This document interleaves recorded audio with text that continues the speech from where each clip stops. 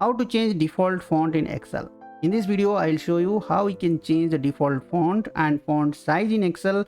Also, how we can change the font size of formula bar in Excel. Please watch this video till the end, and if you're watching the video for the first time, please subscribe our channel, and if you have any question or suggestion, you can let us know in the comment section below.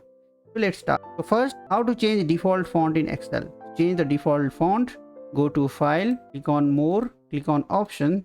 Under General Options, when creating new workbooks, you have first option, use this as the default font.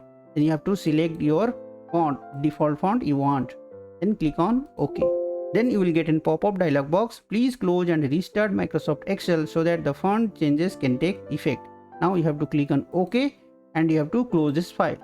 You have to open a new Excel file and then your font will be changed. So now, how to change default font size in Excel, or how to change the font size of formula bar in Excel. So you have to go to Files, click on More, click on Options. Under General Options, when creating a new workbook, under the default font, you have the default font size as well. Here you can increase the font size the way you want and click on OK.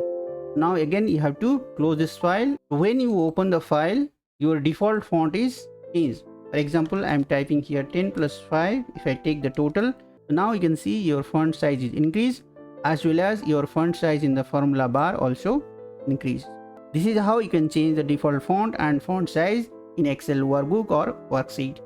You can do that in Excel 2019, Excel 365, Excel 2016, Excel 2013, Excel 2010, and even Excel 2007 as well. If you're watching the video for the first time, please subscribe our channel, and if you like the video, please like and share. And if you have any question or suggestion, let us know in the comment section below. Thanks for watching.